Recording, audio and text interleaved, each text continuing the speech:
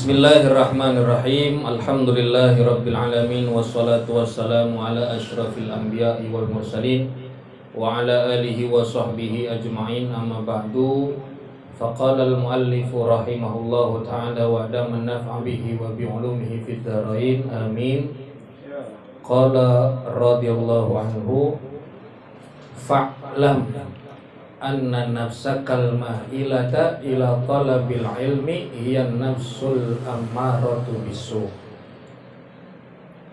Melanjutkan pembahasan kita dari kitab Bidayatul Hidayah lil Imam Abi Hamid Muhammad bin Muhammad Al-Ghazali At-Tusi rahimahullahu ta'ala rahmatal abrar. Amin. Bahwasanya sedikit kita mengulang pembahasan yang kemarin, dikatakan wa in sadafta qalbaka inda muwajahatika iyyaha biha musawwifan wa bil amali bimuqtadaha mumathilan. Jikalau diri kamu menemui akan hati kamu di saat kamu mulai mempelajari, duduk di majlis ilmu akan ini ilmu dari kitab Bidayatul Hidayah ini, menunda-nunda wabil amali bimuqtadaha mumathilan, dan mengamalkan setiap isi-isi ilmu yang ada di dalam kitab ini mengulur waktu, menunda-nunda dan juga mengulur waktu. Untuk mempelajarinya menunda-nunda, mengamalkannya juga diulur-ulur waktunya. Hari ini kita bilang besok aja. Hari ini bisa mengamalkan tapi kita bilang besok aja. Besok mengamalkan kita bilang besoknya lagi. Minggu ini kita pengajian, hadir majelis ilmu, kita bilang minggu besok aja. Bulan ini kita waktunya ngaji, kita bilang bulan besok aja. Tahun ini tahun besok aja. Itu menunda-nunda. Dan biasanya yang menunda-nunda amal kebaikan itu sebab 3 hal. Ya, seseorang bisa menunda-nunda amal kebaikan untuk mengamalkan perbuatan baik biasanya gara-gara 3 hal. Yang pertama, dikarenakan mengutamakan duniawi. Bal tu'thirunal hayatad dunya wal akhiratu khairu wa abqa. Mementingkan kepentingan hal-hal duniawi, perkara-perkara dunia, padahal perkara akhirat adalah yang paling utama dan akhirat adalah kehidupan yang kekal. Banyak orang yang dia mengutamakan dunianya dibandingkan akhiratnya. Itulah yang menyebabkan dirinya menunda-nunda amal kebaikannya. Ya, karena dunia dikejar aja. Padahal yang namanya dunia, kalau kita kejar itu dunia makin lari kencangnya. Giliran kita berhenti mengejar dunia, dunia balik lagi ngegoda, ngerayu kita. Itu dunia sifatnya. Dan Allah jadikan dunia itu hina. Dunia itu menghinakan, dunia itu sifatnya fana, enggak kekal, enggak kayak akhirat. Tetapi banyak memang di antara kita yang lebih mengutamakan dunia. Waktunya ngaji, ngejar dunia. Waktunya sholat, masih ngejar dunia. Akhirnya menunda-nunda amal kebaikan, diulur-ulur waktunya. Itu sebab yang pertama, orang bisa menunda amal kebaikannya lantaran mengutamakan dunia. Padahal dunia itu tipuan. Wa mal hayatud dunya illal mataul ghurur. Semua yang ada di dunia itu sifatnya tipuan. Ya, maka kita jangan terpesona sama dunia, jangan terpedaya sama dunia. Kalau kata syair kan gitu. Hidup di dunia sebentar saja, sekedar mampir sekejap mata. Jangan terpesona, jangan terpedaya. Akhirat nanti tempat pulang kita akhirat. Dunia cuma fata morgana kalau kata Roma Irama. Dilihat dari jauh bagus, pas kita samperin kagak ada. Namanya fata morgana. Pernah kita ngeliat fata morgana? Belum. Sian amat gak pernah jalan-jalan kali ya. Lebih mengutamakan dunia sehingga orang bisa menunda amal kebaikan. Lalu yang kedua, sebab orang bisa menunda amal kebaikan dikarenakan menantikan kesempatan yang lebih baik. Dia tunggu masa yang akan datang yang mungkin bagi dia rencananya bisa lebih matang gitu. Hari ini dia bisa ngelakuin, tapi dia bilang besok aja, kali aja besok begini begitu. Akhirnya dia tunda amal kebaikan dia. Kata Ibnu Athaillah di dalam kitab Al-Hikam dikatakan ihalatukal a'mal ala wujuhil farag min ru'unatin nafs. Menunda-nunda amal kebaikan demi menanti kesempatan yang lebih baik itu tanda kebodohan yang ada di dalam jiwanya. Kebodohan yang hakiki adalah menunda amal kebaikan demi menanti kesempatan yang lebih baik. Apa yang kita bisa kerjain hari ini, kerjain. La tu'akhir amalaka ilal ghad. Ya, jangan kita mengakhirkan kerjaan kita besok hari. Kalau kita sekarang bisa kerjain, sekarang kita buat.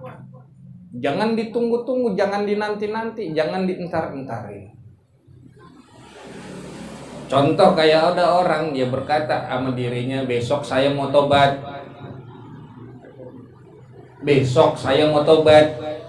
Hari ini dia ngomong besok saya mau tobat. Belum tentu besok dia masih belum tentu besok dia masih hidup. Tapi dia berkata besok saya mau tobat. Lempengan dia habis ngomong gitu nggak jadi. Orang yang mati hari ini sama seperti kita, yaitu orang yang berpikir besok hari masih hidup. Tanya dah sama yang mati. Kalau kagak percaya tanya sama yang mati. Dia mikirnya besok masih hidup. Makanya kita jangan menunda-nunda amal kebaikan. Orang yang mati hari ini adalah orang yang berpikir besok hari masih sama kayak kita berarti. Besok kemana ya? Besok ngapain ya? Besok udah ada rencananya tuh. Padahal kita nggak tahu besok masih hidup apa enggak. Yang hari ini kita bisa kerjain. Jangan ditunda-tunda amal kebaikan kita. Hari ini ada orang ngajak sedekah, ayo keluarin kita sedekah. Jangan ditunda-tunda, antar aja dah buat beli dulu. Buat beli itu dulu. Yang akhirnya nggak jadi sedekah lantaran ditunda-tunda, menanti kesempatan yang lebih baik. Itu yang kedua. Yang ketiga, sebab orang bisa menunda amal kebaikan lantaran tidak ada niat, tidak ada keinginan, tidak ada hasrat yang besar. Emang kagak mau kalau kata kita begitu. Diajakin fulan, ayo ngaji. Emang kalau kagak mau ya kagak mau, susah. Mau diseret-seret juga kagak bakal datang ngaji. Beribu alasan juga dia. Kalau emang kagak mau dasarnya ya kagak mau. Artinya tuh orang nggak bisa melakukan kebaikan lantaran dia tidak memiliki niat, tidak memiliki hasrat keinginan untuk melakukan kebaikan. Susah. Itu 3. Biasanya orang bisa menunda amal kebaikan lantaran 3 hal tersebut, 3 perkara. Mudah-mudahan Allah jauhkan kita dari itu semuanya. Soal dunia urusan, dunia punya Allah. Allah yang ngatur dunia kita, Allah yang ngurusin dunia kita. Kita nggak usah repot-repot, tinggal jalanin dunia. Jadikan dunia yang melayani diri kita, jangan kita yang melayani dunia. Jangan kita yang jadi budak dunia. Biarin dunia yang melayani kita. Allah ciptakan dunia untuk melayani kita sebagai hambanya. Maka kita jadikan dunia untuk melayani diri kita, lantaran kita untuk beribadah kepada Allah Subhanahu wa Ta'ala. Paham sampai sini? Iya. Jangan kita tunda amal kebaikan kita, jangan kita tunda untuk kita belajar menuntut ilmu kebaikan di jalan Allah Subhanahu wa Ta'ala. Sebab apa? Kata Imam Ghazali, fa'lam, ketahuilah kenapa orang bisa menunda-nunda amal kebaikannya. Kata Imam Ghazali, anna nafsakal ma'ilata ila talabil ilmi hiya nafsul ammaratu bisu'.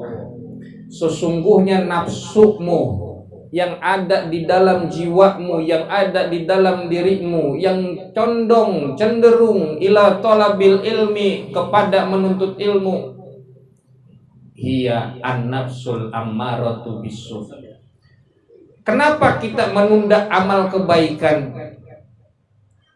Kenapa di saat kita udah belajar untuk mempraktekkan apa yang sudah kita pelajari, mengulur-ngulur waktu, menunda-nunda hal tersebut? Lantaran yang mendorong dirinya untuk hadir menuntut ilmu adalah an-nafsul ammarah, nafsu yang jahat, nafsu yang membawa seseorang untuk melakukan keburukan. Jadi bukan nafsu yang baik. Kalau ada orang ngaji datang tapi nggak diamalin pulangnya, maka yang mendorong dirinya tersebut hadir kepada majlis adalah an-nafsul ammarah bisu', nafsu yang jahat yang membawa seseorang untuk melakukan keburukan. Alhamdulillah min. Ada orang jual sorban nih. Orang jual sorban murah, orang jual kokok murah. Lempengan kita lagi punya duit, beli apa kagak tuh sorban? Beli apa kagak tuh kokok? Beli. Lempengan kita punya duit, dijual murah, entar kalau mahal kita nggak bisa beli, betul? Kita beli tuh sorban, kita beli tuh kokok, tapi cuma dibeli dong, dipakai kagak. Manfaat nggak tuh sorban? Manfaat nggak tuh kokok? Enggak. Orang beli linggis, orang beli cangkul, kemarin kita udah bahas. Tapi tuh cangkul, tuh linggis nggak dipakai, nggak ada manfaatnya. Orang beli motor, ditaruh aja nggak dipakai-pakai, ada manfaatnya? Enggak. Karuan. Emang dia iri sama tetangganya, dia ikut beli. Padahal motor udah 10, beli lagi. Dipakai kagak. Apa yang mendorong untuk dia beli? An-nafsul ammarah, nafsu amarah. Nafsu itu ada 3. Nafsu ada berapa? 1 nafsu amarah, 2 nafsul mutmainnah, 3 nafsu lawamah. Nafsu amarah, nafsu yang mendorong diri kita untuk melakukan keburukan, kejahatan, itu nafsu yang jahat. Mau maksiat, yang ngedorong diri kita untuk berbuat dosa, nafsu amarah. Yang kedua ada nafsu mutmainnah, nafsu yang baik. Itu nafsu dorongan jiwa yang cenderung untuk bagi kita melakukan hal-hal kebaikan yang diridhoi oleh Allah. Buat ibadah, ada nafsu nih buat ibadah. Itu nafsu mutmainnah, nafsu yang baik. Itu ada di diri kita juga. Nafsu amarah, nafsul mutmainnah. Yang ketiga nafsu lawamah.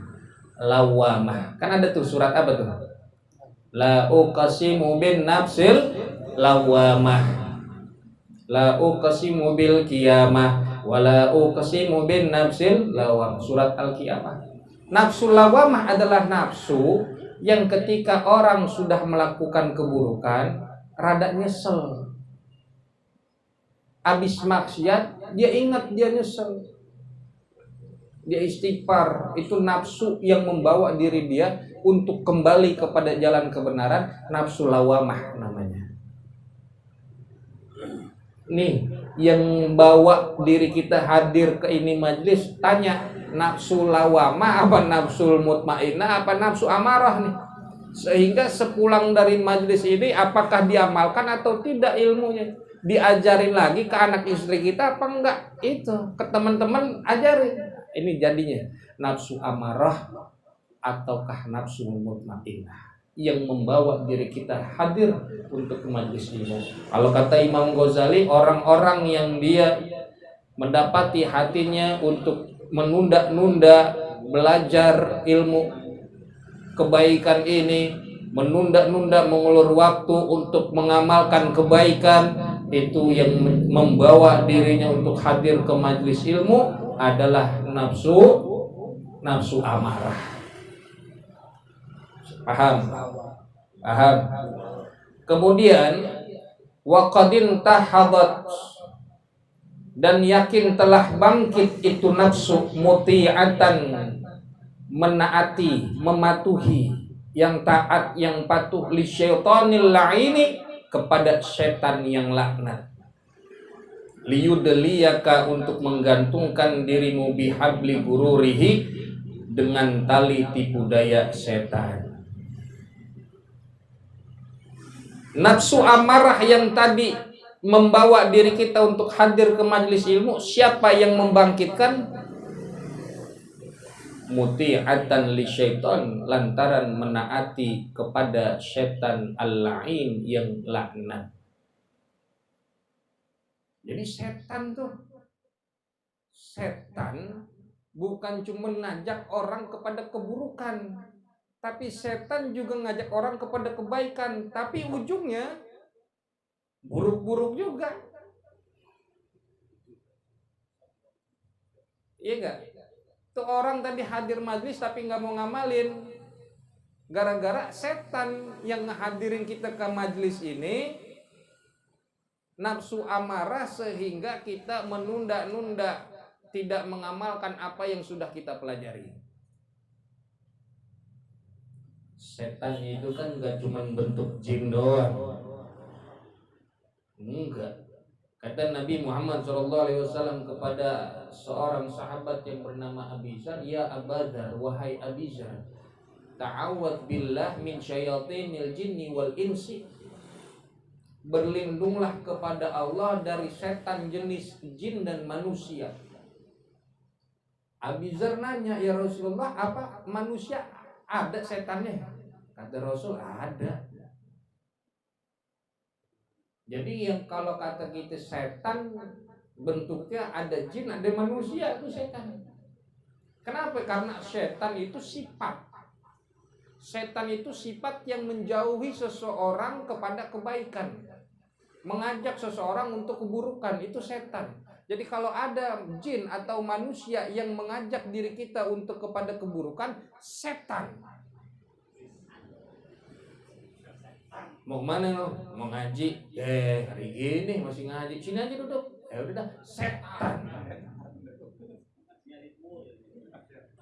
Mau mana? Mau sholat? Udah aja nih tuh. Ntar aja. Belum komat. Jadi bentuk manusia juga ada setan yang mengajak, pokoknya yang mengajak orang untuk melakukan keburukan, setan. Jadi bukan kemudian kita bilang setan tuh yang apa, yang gak kelihatan, yang goib begitu tuh, ada setan.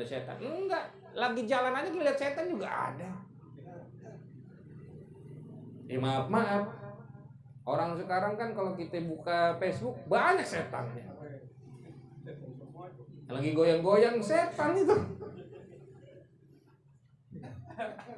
Hah? Kalau lihat YouTube yang lagi goyang-goyang, nggak pakai baju. Lihat nggak Bang Dani? Enggak, saya tanya pernah lihat apa kagak? Jadi kalau kita lihat setan itu artinya mengajak orang kepada keburukan, namanya setan yang dilaknat oleh Allah Subhanahu wa taala. Ya maka setan itu tadi dia penipu ulung.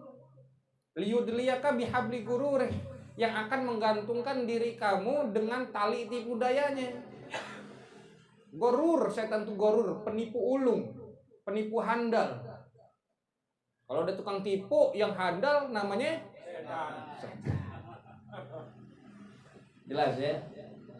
Nah gimana nggak nipunya? Dia ngajak kita untuk hadir ke majelis, tapi untuk mengamalkannya ditunda-tunda. Itu namanya setan. Kan saya pernah bilang, untuk hadir ke majelis ilmu itu setannya 3 rombongan.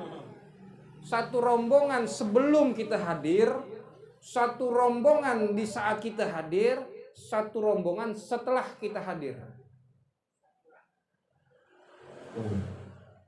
Dari sebelum hadir aja setannya udah banyak. Deh, nggak usah datang, nggak usah ngaji, nggak usah hadir, nggak usah ibadah, nggak usah nuntut ilmu. Setan. Di saat ngaji, ya udah nggak usah dengerin, mainan HP aja, mainan HP. Udah kelar, pas pulang, udah nggak usah diamalin, besok-besok nggak usah datang lagi, dong. Setan. Jadi tipu dayanya kuat setan tuh. Setan tuh pinter, maka kita harus lebih pinter. Sebab apa? Fayastadrijaka bimakidatihi ila ghamratil halaki. Sebab setan memanjakan diri kita. Kita dimanjain sama setan. Dimanjain, dirayu-rayu, digodain. Makanya kebanyakan goda, kebanyakan rayu setan. Bimakidatihi, dengan tipuannya. Dia bungkus tuh, ya, dengan bungkusan yang bagus, yang indah, padahal isinya busuk.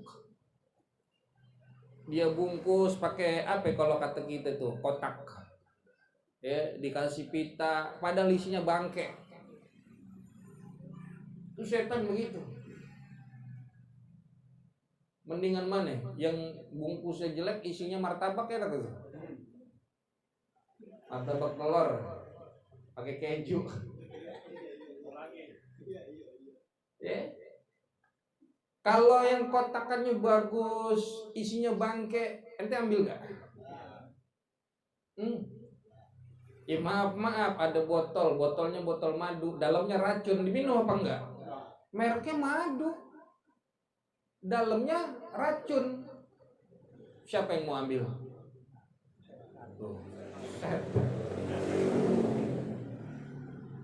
Ada yang dia botolnya botol racun, dalamnya madu. Ada yang begitu. Tapi yang bahaya tadi, bungkusnya baik, isinya buruk, jahat. Itu setan. Fayastadrijaka bimakidatihi ila ghamratil halak. Dia yang akan memanjakan, setan akan memanjakan dirimu dengan tipu dayanya setan ila ghamratil halak, yang membawa dirimu masuk ke dalam jurang kehancuran. Kita kagak sadar tuh, padahal setan lagi ngajakin kita untuk ke jurang kehancuran.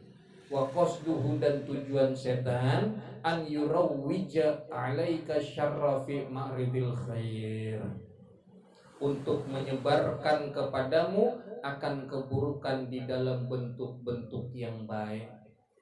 Tadi bentuknya baik, padahal buruk, padahal jahat. Hatta yulhiqaka, sehingga setan mendapati kamu bil akhsarina, dengan orang-orang yang paling merugi dunia akhirat. Amalan, dalam hal perbuatan. Yang mana orang-orang yang rugi? Udah berbuat tapi rugi, sia-sia berarti. Udah berbuat tapi rugi, sia-sia perbuatannya. Yang mana? Alladzina dhalla sa'yuhum fil hayatid dunya, yaitu orang-orang yang dia sesat dalam usahanya fil hayatid dunya, di dalam kehidupan dunia. Wahum yahsabuna, dan mereka mengira annahum yuhsinuna sun'at, sesungguhnya mereka telah melakukan kebaikan padahal isinya keburukan.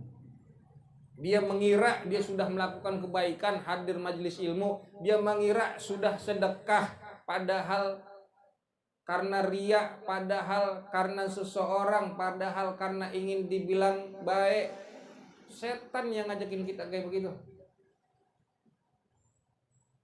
Untuk melakukan ibadah, sedangkan kita memahami diri, mengira diri kita udah melakukan kebaikan, padahal setan yang mendorong kita untuk melakukan itu semuanya untuk kita kelak akan berkumpul bersama dengan orang-orang yang rugi, yaitu udah melakukan kebaikan tapi nggak dapat apa-apa, sia-sia kebaikan kita. Paham sampai sini? Maka kita benahin hati kita untuk lebih jadi orang yang bermanfaat. Pulang ngaji, amalin ilmunya, ibadah benerin, biar ibadah kita, perbuatan kita, amal kebaikan kita di dunia nggak sia-sia. Salahin siapa tuh kalau tadi sia-sia orangnya? Setan. Yang dia tadi pakai sarung, dia tadi beli sorban, beli koko, dipakai, sorbannya dipakai, kokoknya dipakai, sarungnya biar manfaat. Yang dia belajar ilmu dipakai, biar apa? Biar manfaat ilmunya. Ini tegas Imam Ghazali kepada kita selaku orang yang menuntut ilmu, agar kita tidak celaka karena ilmu kita sendiri. Wa inda dzalika yatslu 'alaika syaitanu fadlal ilmi wa darajatal ulama wallahu a'lam bis-shawab. Bismil Fatihah.